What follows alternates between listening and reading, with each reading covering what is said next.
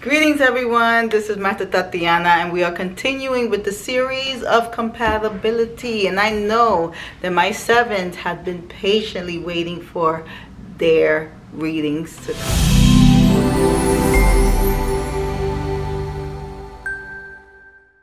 And it's here. Okay, so I won't keep you guys waiting. So for those that are just coming onto this platform, hello, greetings, stick around and listen up. Okay, the way I go about doing compatibility is I want to help you understand that actually all numbers can be compatible. If, come on, finish. With my people that follow me here.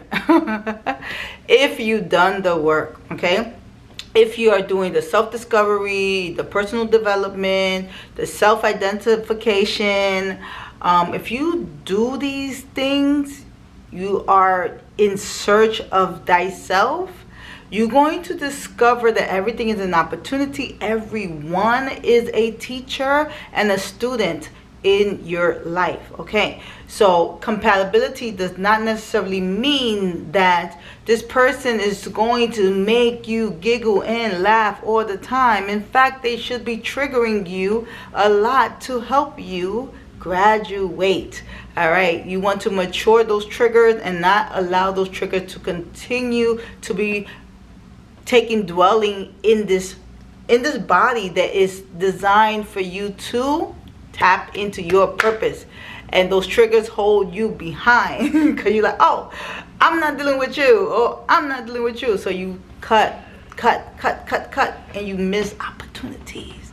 Okay, but my sevens usually know what I'm talking about, okay? Because you guys are my introspections. You guys are the ones that go inside and kind of dissect how everything is supposed to be, right? So my sevens tends to be really good when it comes to relationships. Now, let me explain. When I say really good, I'm talking about you guys are open to learning, right? But that does not mean that you don't get irritated. You're like, peace. When a seven leaves your life, I can honestly tell you this one. When a seven leaves, like, they like, it's okay. I promise you, it's okay. You can go your way. I got what I needed. That's how sevens usually go. They don't really have time to be like crying. Like, no.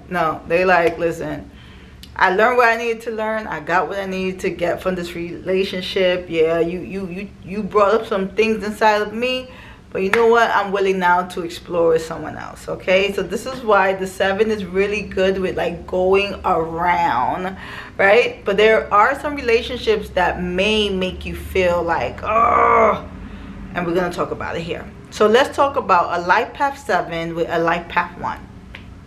So these two are coming together to learn how to balance one another, okay? This is usually relating to finance, is usually relating to time management, it's usually relating to how you're utilizing your energy, okay? So a seven usually, you know, it's very easy for people to just gravitate to you because you're so full of wisdom. You do know a lot about the facts, right? And I like to say that the facts really guide you to like having an understanding of why you exist, why you're here, right? So the LifePath 1 is also here trying to develop a sense of trust, right? And that's what you sevens are here to do. You guys came with this vibrational 7 because it's trust that y'all need to develop. So that's why you're always searching evidential, trying to figure out how does this match up with this, you know. So building that level of trust is something that elevates you, right? When a LifePath 1 comes into your life, this LifePath 1 comes with this ability to support you in leadership and trusting the initiative of taking action, of going, let's go, let's move, right? And so that encouragement, but it also brings a lot of richness. into the relationship. So usually a 7 and a 1 tend to do really good together. There's some times that some people may question, do the 1 have a little bit of like controlling issues? Could it be a little bit of a narcissist? Is strong with manipulation or whatnot? In this case, no, not really.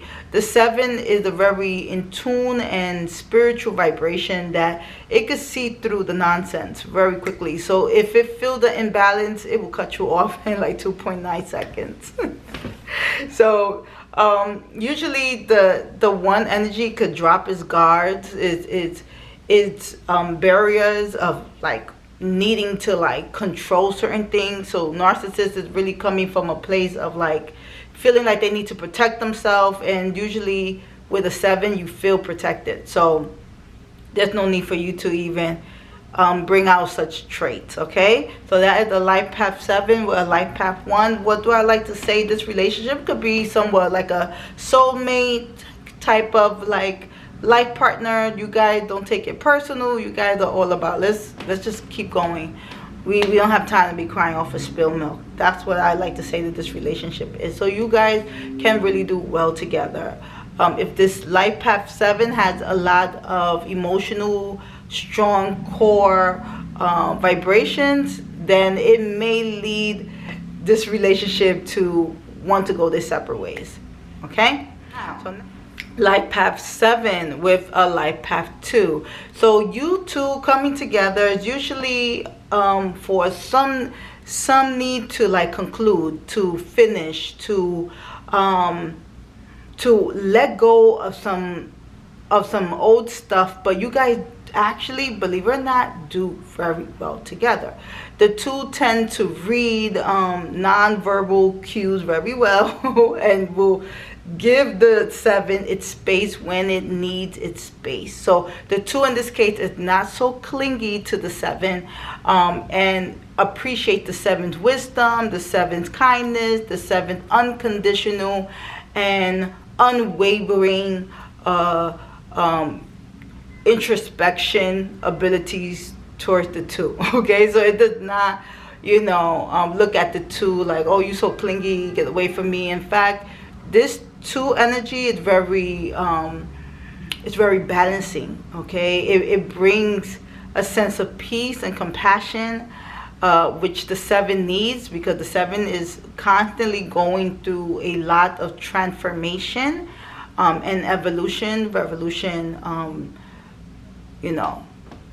growth. Okay, so they need that gentleness, and that 2 energy tend to give it to you. So I like to say that these 2 really do well together.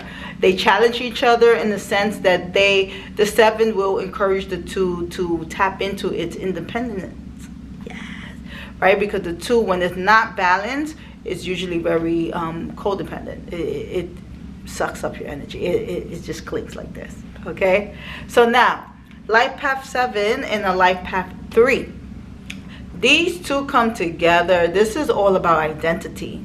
This is all about understanding, why am I here? What's going on? So it's like a teacher-student kind of relationship. Y'all both learning from each other while growing with each other, right? So growing with each other will sometimes feel like you guys are going to be challenging each other by leveling up. So it could be a very competitive, high expectation, goal-oriented relationship where you give yourself, some realistic goals on concluding and finishing, but you guys have an eye and appreciation for beauty and art and music.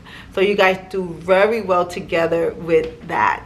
Okay, so I like to say that my 7 and a 3 pretty go well together. Okay, you guys are good ping pong for one another. Okay, you bounce very well.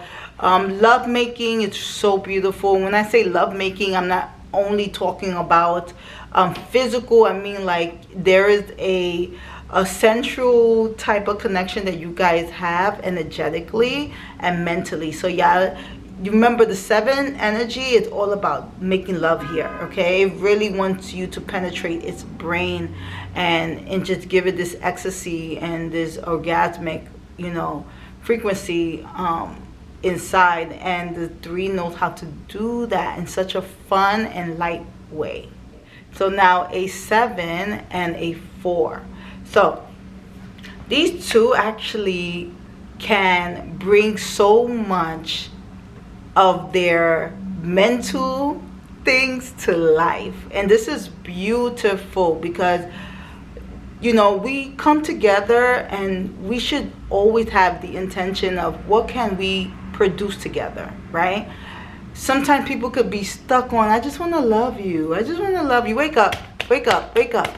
Okay, these 2, when they come together, it's manifestation. Okay, it's what could we bring together? What could we create together? How can we make nothing something? Okay, how can we use our lemons and make it into lemonades, right? So the 7 and the 4 really do good because they both have this level of sincerity, and the 7 tend to trust the 4 because the 4 is all about what? Honesty, integrity, keeping its word, its promise. And the 7 tends to find that so attractive, so like pulsation, I don't even know, I'm getting tongue-tied, but they really, really appreciate the 4 energy for that, and they can really see the 4 just always making sure things are where they need to be, right? Things being where they need to be. That's what the 7 appreciate from the 4. And the 4 appreciate that the 7 is always, giving it its space. Like, it's the 7 energy is not going to be on top of you, to like, get this done, do this. No, the 7 sees that you're doing the work, and it just enjoys watching from a far distance while it supervises and look and protects. The 7 is a very, very strong protective vibration, my friends. Okay, so LifePath 7 with a LifePath 5. Now these 2, it may sound like it's very chaotic, but I'm here to tell you this relationship is so full of excitement. The unknown brings curiosity to the both, and both of you guys want to piece things together. Y'all want to find solutions. This is like a relationship that really thrives in finders keepers, or not finders keepers, but like putting the puzzle together. Okay, like it wants to resolve the situation. Like it finds excitement in knowing that this is difficult, but yet very highly stimulating for both vibrations. Because the 5 need that stimulation. A lot needs to be stimulated. It finds a lot of gratification in that. The 7 also, it just finds this desire, this energy within the desire to go get its hands dirty, right? And the 5 is really like, let's do this. It's like that. Like, I love this. I live for this, right? Okay, now LifePath 7 or LifePath 6. So this can be a very karmatic relationship because remember the 6 is here for forgiveness, right? But the 7 is here for trust. And the 7 needs to learn how to see its role in the situation. Vice versa. Not only within itself, but in others. So it kind of mirrors out that way. And so it triggers the 6 life path vibration a lot, which in return has the life path backslashing, going back and forth with a 7 energy, and it just becomes like a lot of friction. Okay, so you guys unconsciously don't even realize, but most of the time you have put both of yourself in a box, in some kind of confinement that you just feel like people are doing it to you. Okay, and so You guys in the beginning come together strong because y'all have both of you guys have that strong belief that, you know, someone did it to you. But as the 7 starts to awaken to the truth on how it played a role in the things that has happened in its life, the 7 no longer wants to be in that victim frequency, and it wants to cut off whatever is in that energy. So the 6 energy at times can be very clingy, right? Especially in relationships, it just wants to feel like it's important. And the 7 is like, yeah, I get it, we were both in that energy, but I'm no longer there. So either you choose to let go of that energy and we move on together, or you just stay where you are and that's it. So usually that's what happens. So this is what makes these 2 frequencies like a karmic, passion, relatable, but then self-destructive, right? So let's change that energy, okay? Most people will say, but Mata Tatiana, I want to break up from this person, I want to leave this person. Well, that is not how it works. When it comes to karmic relationships, it doesn't end so well if you do it that way, okay? There will be some stalking that will happen. It will be some police involvement, some law enforcement involvement if you do it by force. You just need to continue to do the work, and eventually that frequency of yours will change to the point that it will rub the other vibration in a way that it's like, I don't even want to be in this relationship no more, and they will leave. They will cause something to happen, even if they didn't want to leave. They will cause for something to happen for them to exit. Okay, that's how it works.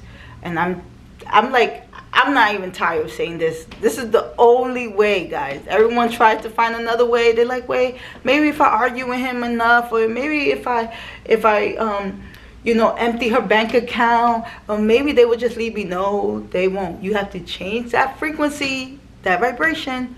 Then you will go your separate way. All right? Okay, so here we go. LifePath 7 with a LifePath 7.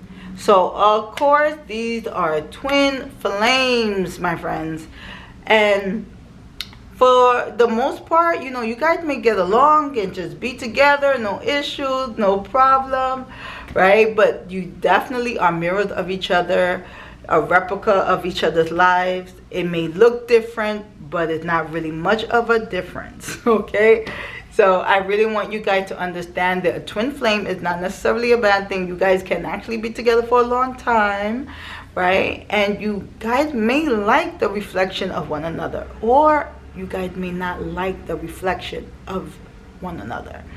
So it could either work either way, okay? If you guys like your reflection, you guys will thrive. If you don't like it, you guys will descend, okay? You guys will go into this quicksand in like seconds, okay? Like, oh no. But the truth is that you guys are twin flames, and that you guys are here to tap into each other's authenticity, brightness, lightness, okay? All right. So LifePath 7 with a LifePath 8. Actually, these two tend to be so well for each other. You guys are like the homies. You guys are the good friends. You guys are very understanding, respectful, but you guys also know how to push each other to each other's greatness, right? The 7 is not afraid to getting his hands dirty, and the 8 is not afraid of creating a sense of balance and harmony together. Okay, so they thrive in that light. So they're like, oh, okay, let's do this. Okay, you ready? You ready? Let's do this. So the 8 and the 7, when they come together, they really work hand in hand to make sure that they create a safe and balanced life together. Okay, and even if things get a little bit rocky, the 8 energy knows exactly how to support the 7, and the 7 knows how to support the 8, vice versa. So you guys do really good together. So a 7 and a 9, believe it or not, you guys do really good together as well. honestly. I really like to see these two come together because there is compassion, there's understanding, there's reason, there's optimistic approaches to situations. It's not always, the glass half full. You guys really know how to make something out of nothing, right?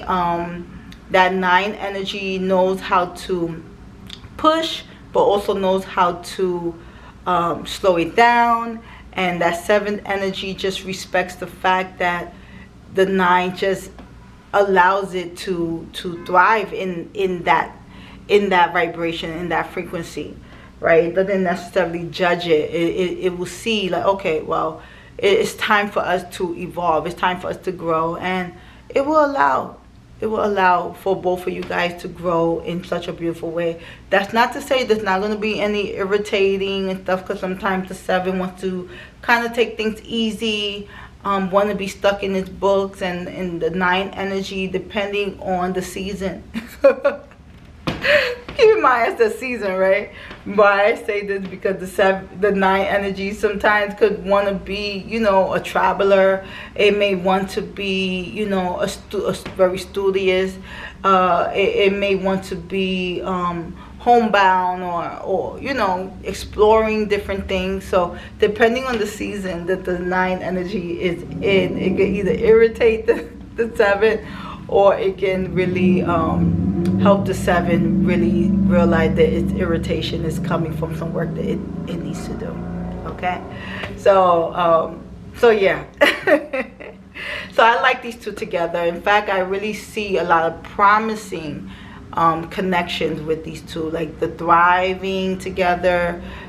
It's just beautiful to watch with the 7 and the 9. Okay, now master numbers. Okay, so this is very interesting because the 7, although it does very well, the master number may be the ones having the issue with the 7.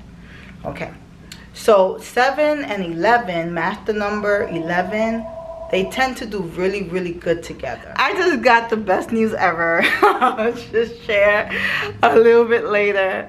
All right.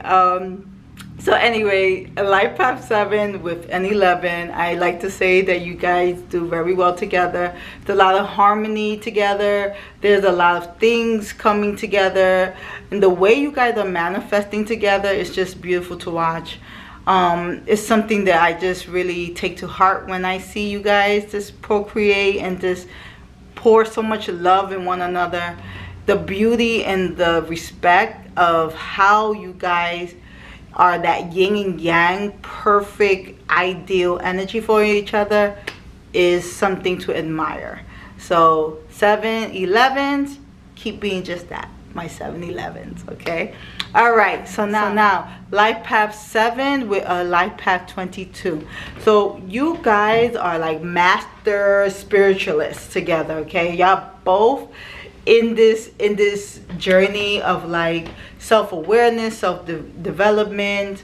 You guys have a way of like coming together and like putting things in perspective. You guys also help each other with creating that foundation that really helps you to raise up in the scale, right?